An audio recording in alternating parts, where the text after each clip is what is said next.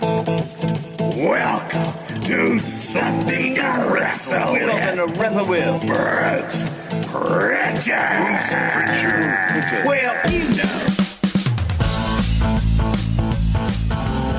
Before we get into the King of the Ring pay-per-view, let's talk about where the company is here, because I feel like this is important to sort of set the tone for what's happening in wrestling.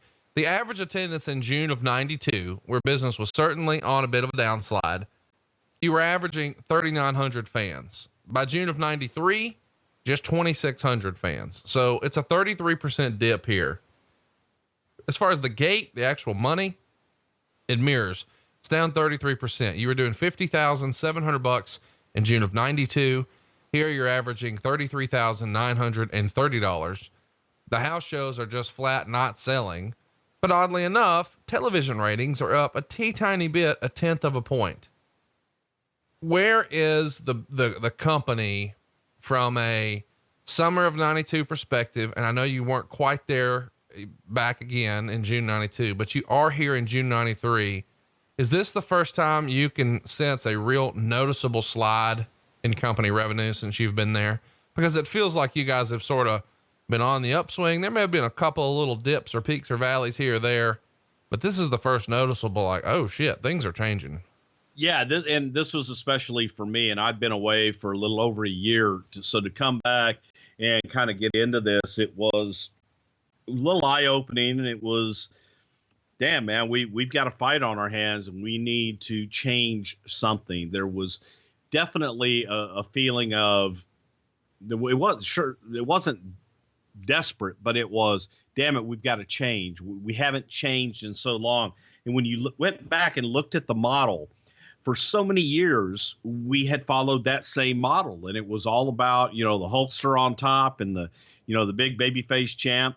Well, we had made a change with Brett, and then we immediately, when that opportunity arose at WrestleMania 9, made the change back to Hulk.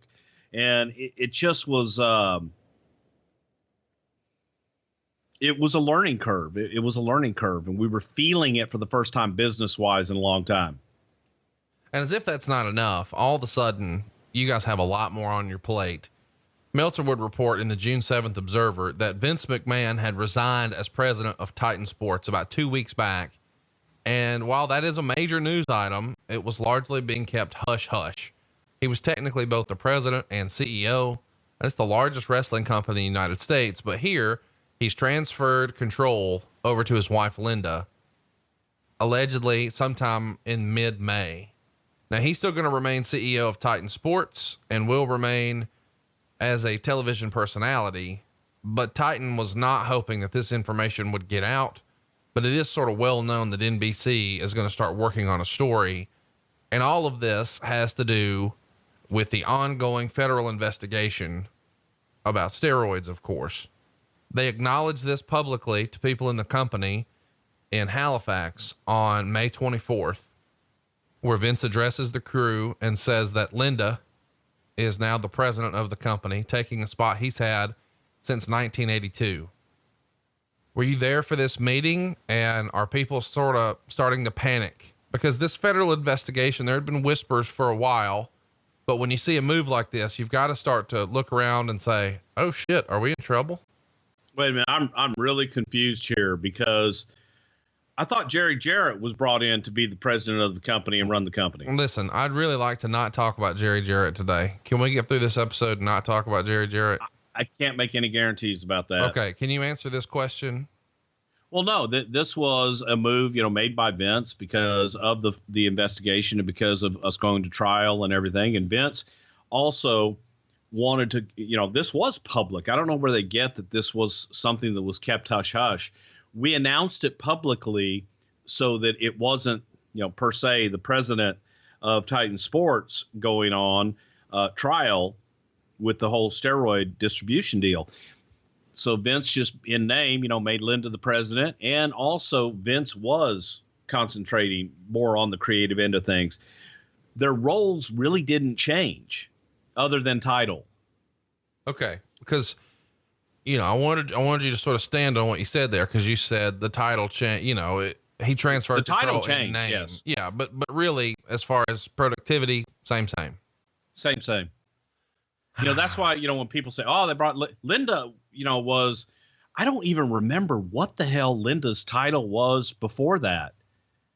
But, she was all, she ran her end, the business end of the business. Vince ran TV and the creative end, oversaw everything, was the president in title and in function. But, in a lot of ways it was in title.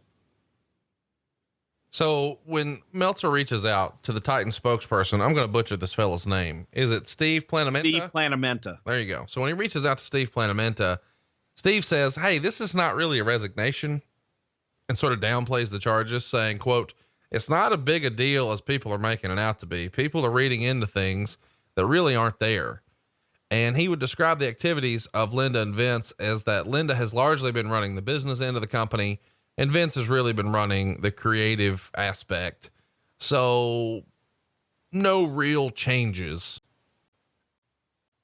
Is there any sort of, within the office or the boys, this does feel a little bit like nothing to see here. Move along, folks. Because when a change like this happens, and you're also hearing a whisper campaign of, hey, business is down and they're looking into the steroid deal, Vince might be in trouble.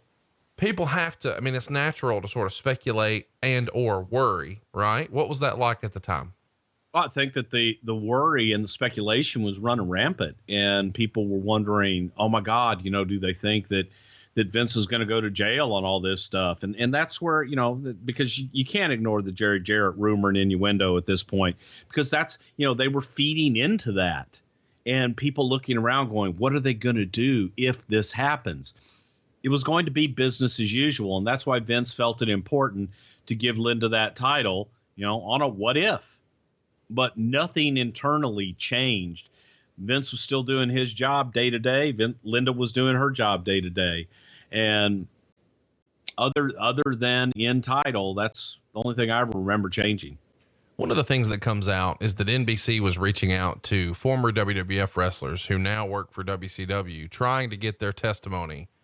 And it almost feels like, a lot of guys would be anxious to sort of testify against the old boss. Did you guys hear that maybe that was the strategy? Don't go after the current roster guys who might be worried about sort of snitching and it affecting their livelihood. Let's go after guys who were maybe bitter or disenfranchised with working with Vince McMahon. Well, yeah. If you're going to look for a story, you want to look for disgruntled people. So of course, that's why they went after people that were no longer working with the company to try and say something bad about the company. It's the same thing that the United States government did. They, went after people outside of the company who had left the company and said, hey, will you say this about Vince McMahon? And will you say this about Titan Sports? So NBC, I guess, working on their story, had the same strategy. So here's something we get asked about a lot, but we've never actually really covered. Tom Cole is piling on the company here. Of course, their business is down. Now they've got all this Sahorian stuff hanging over them. And now a former ring boy named Tom Cole, who'd sort of been disparaging the company for around a year, officially files a lawsuit asking for $1.6 million in damages against Titan Sports, Pat Patterson, Mel Phillips, and Terry Garvin. Meltzer would write, this is a long, involved story with many twists and turns. The lawsuit is a three-parter. Part 1 reopens claims of sexual harassment of a homosexual nature by top WWF officials. Cole first brought forth these claims last year in a front page article in the San Diego Union. The story didn't name any names, but did detail certain situations and had other ring boys claim sexual abuse was prevalent. Almost immediately, Patterson, Phillips, and Garvin, who were the three men Cole's initial claim were about, but whose names have been yet to been brought into the public, resigned their positions. Obviously, this is a big deal at the time, Bruce, and I know we're going to talk about this. I guess we should clarify here that Pat Patterson is a friend of the show here, and Pat Patterson has never been found guilty of anything ever, to my knowledge. Pat Patterson has never been charged with anything either. And the reason that Pat Patterson resigned was Pat didn't want to place any undue negative on the company. He was lumped in to a lot of this stuff just because of the fact that he was gay and he was openly gay. And Pat didn't want to bring any negative, and Pat did not have any charges, against him in this. I wasn't there when this guy filed this lawsuit. Right. I never met him. I didn't know him, when I was there before. I couldn't pick him out of a lineup then or today, but it was, a nuisance more than anything. And it got thrown out of court where, because I guess the guy didn't really have a case at all other than a lot of rumor and hearsay stuff. So that's really about all I remember. They hired him back for a very short time. Yeah, let me mention that. There was a settlement reached between Cole and Titan Sports a year prior to this, where Cole received $55,000 and was rehired as a ring boy and then offered a tryout as a ring announcer. As part of the settlement, according to the complaint here, Cole agreed to never bring up the charges again, and Titan agreed to never ask him to retract his initial charges. The lawsuit, of course, claims that Titan has breached the settlement because they failed to give Cole a tryout as a ring announcer, which is largely the crux of this entire new lawsuit, which is breach of contract. And he also says that Titan continually attempted to get Cole to go public and retract his sexual abuse and harassment charges. I do find it interesting that so many people talk about these claims and they talk about this lawsuit, but they really don't follow up on the fact that the reason he's suing here for $1.6 million is essentially because he didn't get a tryout as a ring announcer as he was promised. Yeah, it's crazy. And had, as far as I know, had zero experience as a ring announcer. It's sad. And like you say, people, bring it up and point fingers and everything else. But when you boil it down to the crux of what the lawsuit's about, it's boils down to a lot of silliness. Here's some more silliness. The third part of the claim, or the suit rather, would claim that Titan officials attempted to get Cole to sign an affidavit stating that things weren't true about his brother, who at the time was going on several radio stations making claims. Now his brother is named Lee Cole, and Tom Cole would say in this suit that he didn't want to sign it, but finally did because Titan wouldn't allow him to leave a room until he signed it. And he's essentially claiming that he was falsely imprisoned.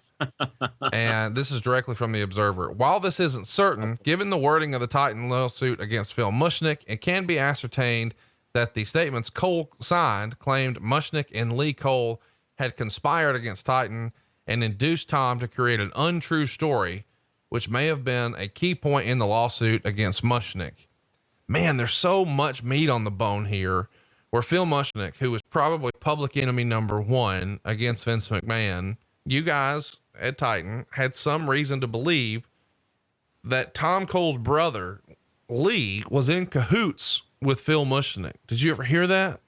Well, I don't think that there would have been anything if they didn't have any evidence to that, to that fact. So again, I'm not privy to that, so I can't really speak on it, but there was an awful lot of coercing on Phil Mushnick's part. Same thing, trying to get people to give him information and say anything about Vince McMahon and Titan Sports.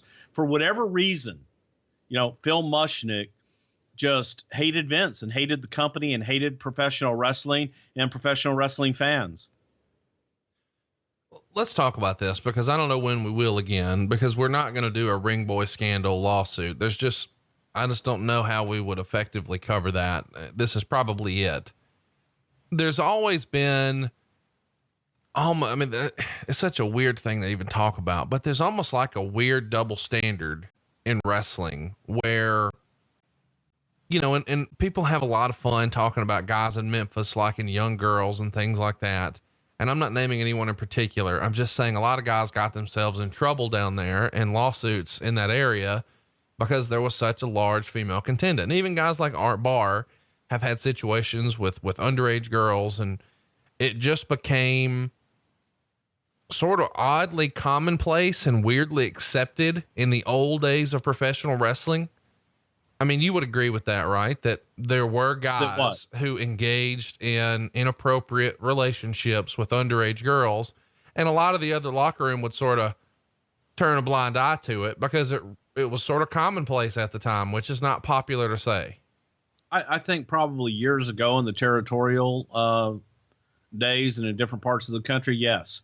And there were also, a lot of places where that was also frowned upon. And if you get an old promoter like Paul Bosch, oh my God, he hated that. However, there were also those promoters that would say, hey guys, you got to get out there and you've got to bring those young girls in. So it was, there were both sides of that coin. And I think that in the old territory days that was accepted a lot more commonly than in later years. Yeah, definitely. Well, here's what I wanted to say though. Like that almost feels like it gets a pass, and I don't think it should. I mean, we're talking about on some level, these are adults preying on children, and that's right. Not popular to say, but that's fucking what it is. If you're 30 and you're talking to a 14-year-old girl, you're preying on fucking children. Sick. I agree, but you read stories and guys just sort of about it, and it's not fucking cool.